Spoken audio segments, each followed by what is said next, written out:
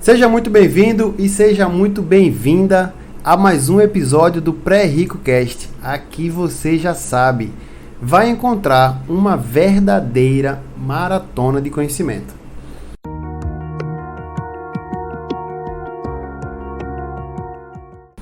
Essa semana é um episódio um pouco atípico.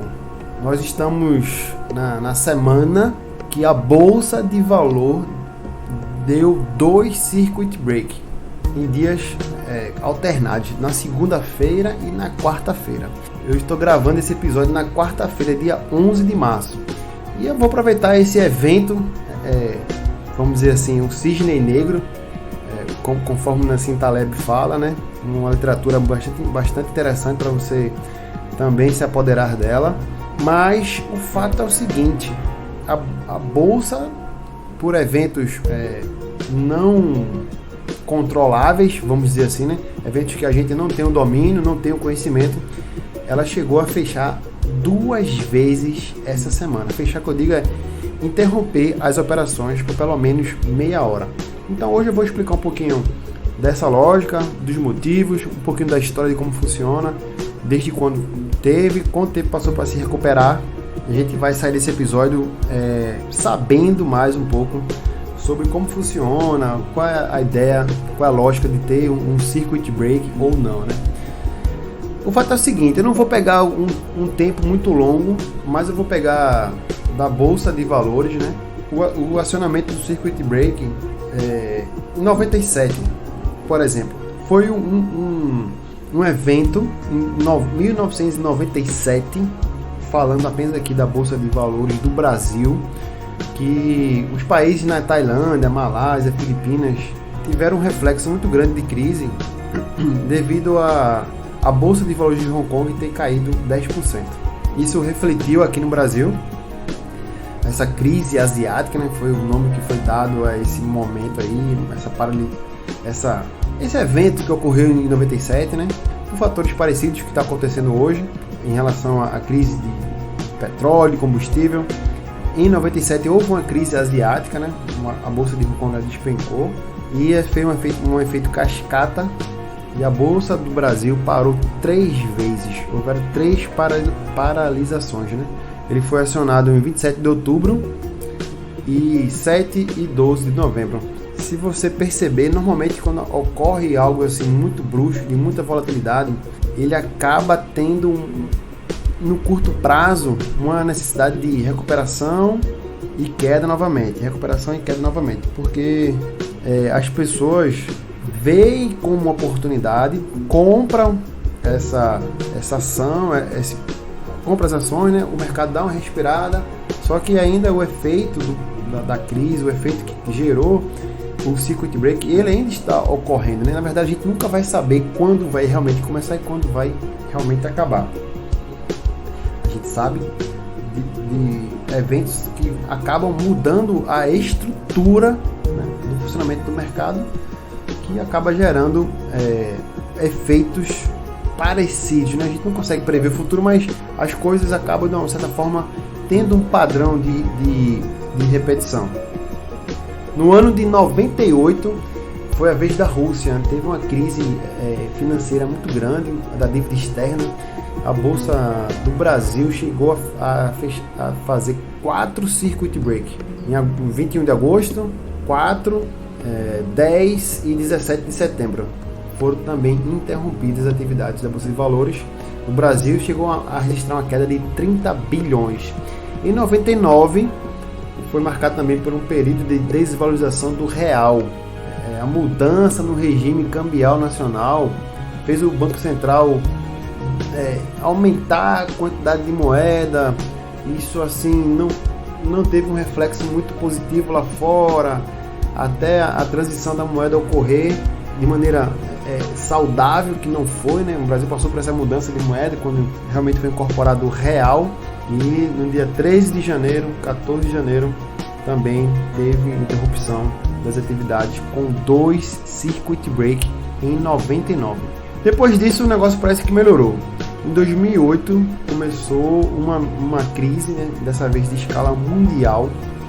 Foi registrado na história uma das maiores crises, né? Interessante que em 2008, 2009, uma das primeiras quedas da Bolsa de Valores lá em 1929. Então, esses anos 9, as pessoas falam que existe essa mística, né? Quando eu fiz o primeiro curso de educação financeira, de Bolsa de Valores, as pessoas falaram dessa sistêmica dos 9, né? A gente está em 2020, né? 2020 foi um ano até legal, e o pessoal estava esperando essa crise do 9 e acabou que não ocorreu e está de certa forma atuando agora em 2020, né? Mas em 2008, né, tivemos também circuit break. Foi devido ao colapso da economia americana, né? O banco lá, um dos bancos mais conhecidos lá, o Lehman Brothers, ele passou por uma recessão, não conseguiu manter a dívida, foi uma falência, então gerou uma queda de vários bancos por causa de falta de pagamento. Houve a crise do subprime, que as pessoas estavam... Tem até um filme na Netflix, as pessoas estavam vendendo papéis de dívida e negociando a dívida dos papéis, uma sequência de certa forma contra o processo econômico comum, fato de acontecer. E quando essa crise estourou, foi um efeito cascata e foi feito no mundo todo, né? Quando a maior economia do mundo ela sofre esse impacto, acabou trazendo aí bastante problema de uma forma de crise mundial, né? E todos os setores da Bolsa de Valores do Brasil também foram, de certa forma, sofreram, né? E foram 6 circuit break em 2008, né? Foi realmente aí a das maiores crises das últimas décadas aqui, né? Então, 29 de setembro, 6 de outubro, 2 vezes, no dia 6, um único dia, 2 vezes, no dia 10, dia 15, dia 22 de outubro, isso em 2008.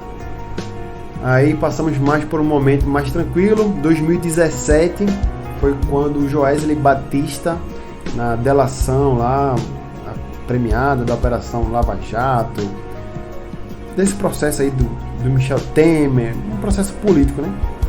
Que trouxe aí uma bastante volatilidade diretamente ligada à economia, e o Joesley Batista delatou lá que entregou milhões, né, o governo, o JBS, esse rolo aí político, de tal forma que as bolsas despencaram, né? Foi um dia marcado na história, né? A Bovespa chegou a cair 10% e algumas empresas chegaram a cair até 40%. 40%. A gente vai falar um pouquinho aqui ainda nesse episódio sobre gestão de carteira, uma lógica de como se proteger e tal. Mas imagina se você tem uma empresa de uma ação e o seu dinheiro cai 40%. E por isso a B3 foi acionada, né? Interrompeu as negociações por 30 minutos. Então, antes desse circuit break de 2017, já havia ocorrido há quase 10 anos que não acontecia esse evento, né? O evento ocorreu em 2008, então só ocorreu aí em 2017. Então, nós estamos em 2020, né?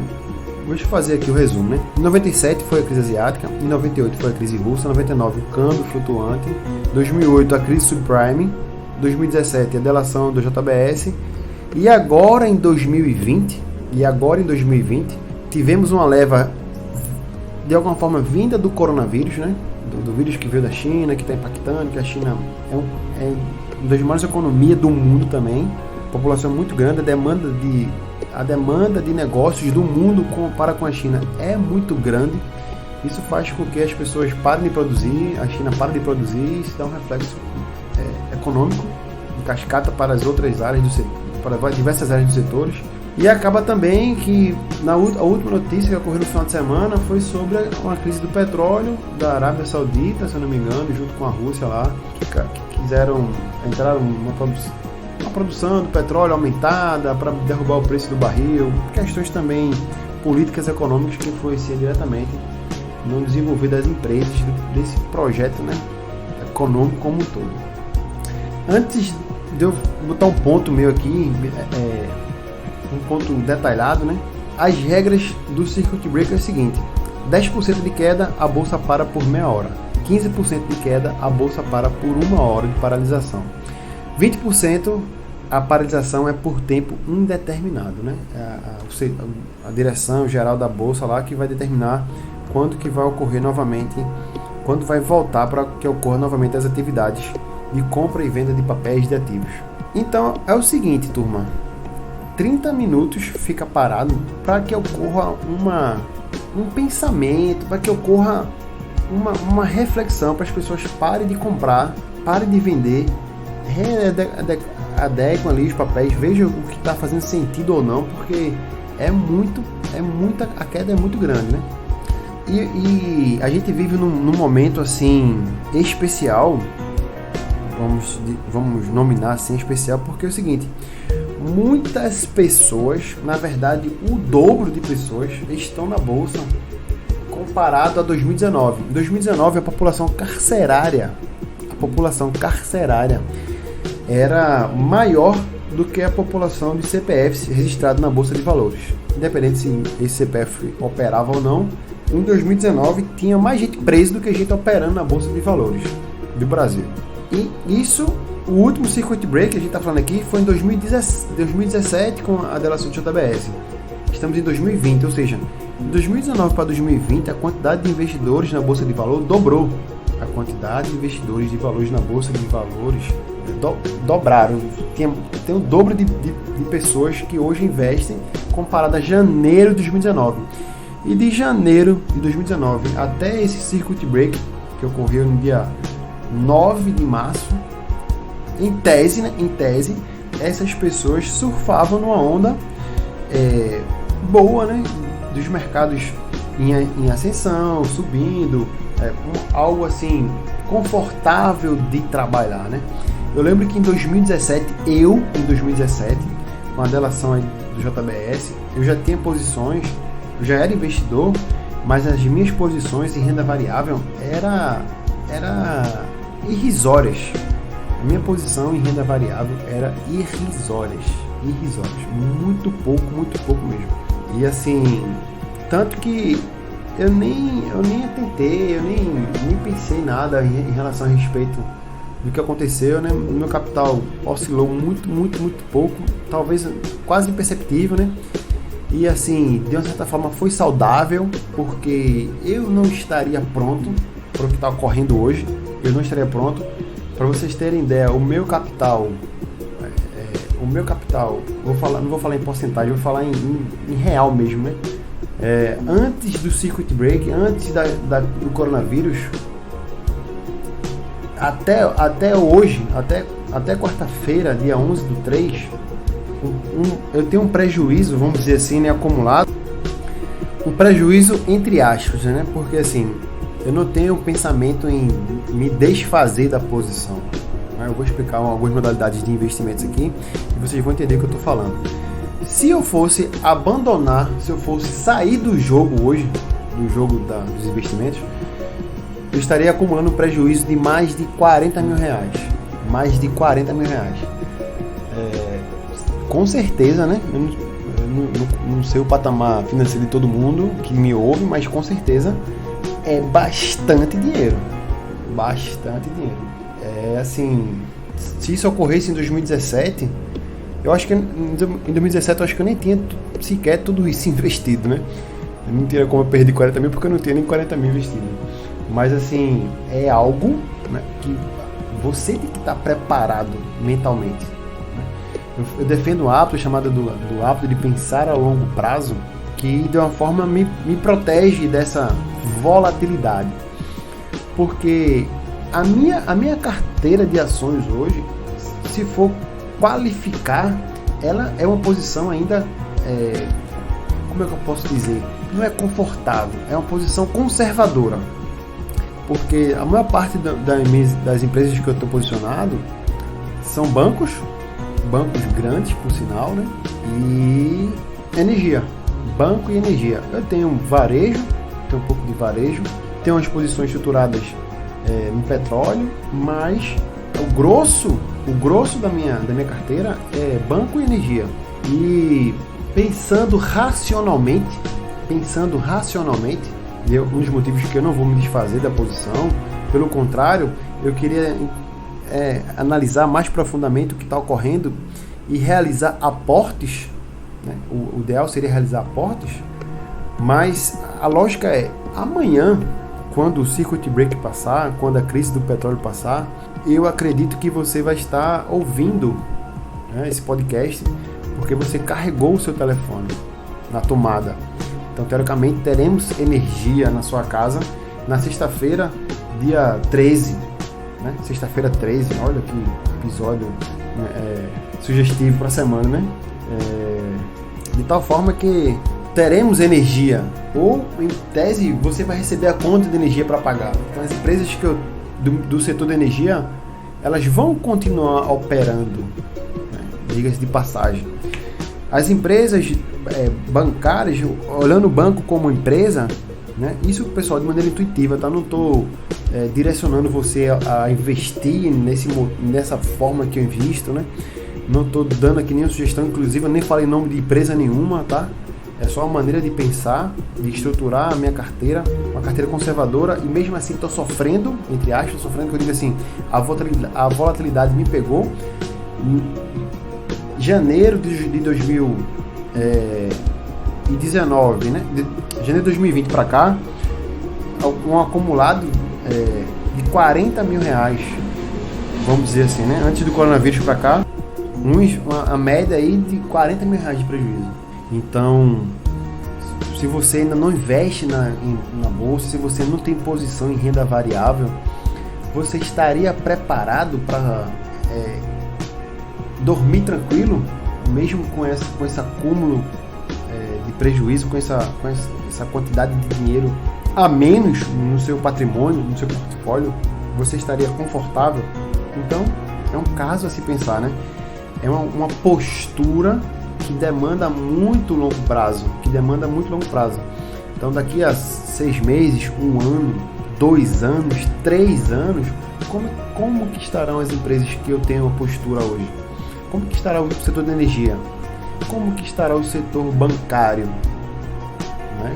Como que estará o setor varejista? Ainda vai ter lojas vendendo geladeira, fogão, ainda vai ter bancos fazendo empréstimos, financiando imóveis para a população, ainda teremos energia nas nossas casas, nem que seja energia solar, energia eólica, setor de transmissão de energia. Então é uma hora de você olhar para trás como um aprendizado e saber se a sua postura das suas empresas que você está alocado ou de um futuro que você queira alocar esteja em condições onde realmente o valor importa e não o preço importa. Se eu tenho hoje 100 ações da empresa X e ela estava valendo 10 mil reais e agora ela está valendo 5 mil reais, mas continua sendo a mesma empresa X, ela vai continuar produzindo, trabalhando a sua matéria-prima, a sua funcionalidade vai continuar existindo, ela vai estar, em tese, viva, né? Daqui a 2, 3, 5 anos, será que ela vai estar viva ainda? Então, é uma grande opção de você se posicionar e pensar dessa maneira quando você for para a renda variável, né? É esse pensamento de longo prazo. Porque há 2, 3, 4, 5 anos você não vai nem mais lembrar de do que aconteceu com o coronavírus, né? Qual foi realmente o impacto? O que aconteceu com o Joesley Day, né? Com o dia da delação lá do Joesley? Será que realmente hoje existe esse impacto direto, né, na economia? Né? Acredito que não. Se você entender a lógica de estar passando por esse circuit break, né? Um momento muito extraordinário, um momento diferente, né, da nossa economia, para quem está vivendo um investimento hoje, é algo assim de uma forma de aprendizado. Então, turma, pensando nessa lógica aqui, que metade das pessoas que estão investindo hoje não sofreram nenhuma volatilidade nesse padrão, nunca passaram por um circuit break. O efeito cascata, né, da pessoa, quando a gente está perdendo dinheiro, nós passamos a agir muito mais por emoção do que por razão. Então você começa a sacar, as pessoas que estão acompanhando diretamente o mercado, começa a sacar e aí vê que diminuiu o valor da empresa, porque quanto menos pessoas aportadas naquela empresa, né, menos ela tem capital para poder explorar, trabalhar, desenvolver, crescer, construir, produzir, aumentar seu rendimento. Quanto menos dinheiro ela tiver, menos a sua capacidade de desenvolver o seu trabalho. Mesmo que ela não tenha essa demanda de parar, né, de chegar a parar de funcionar, mas o valor percebido não muda. O que muda é o preço. Em tese, era para estar, de uma certa forma, ocorrendo ao contrário. Em tese, de uma certa forma, era para estar ocorrendo ao contrário. O Benjamin Graham, um economista, né, muito antigo, famoso também. Para você ter ideia, o Warren Buffett, que é o maior investidor hoje no mundo, é discípulo de Benjamin Graham. E a estratégia deles, né, é uma estratégia chamada buy and hold. É aquela que você compra e segura. Você compra ações pensando em nunca mais se desfazer delas. É quando você realmente vira sócio de uma empresa sólida, que tem ótimas perspectivas para o futuro. Então, vê bem, é a lógica de pensar a longo prazo, né? Então, Warren Buffett, que é um dos maiores investidores, o maior nome hoje no mundo, ele é discípulo, vamos dizer assim, né? Ele é aluno do Benjamin Graham. Ele fala que aprendeu muito com os ensinamentos do Benjamin.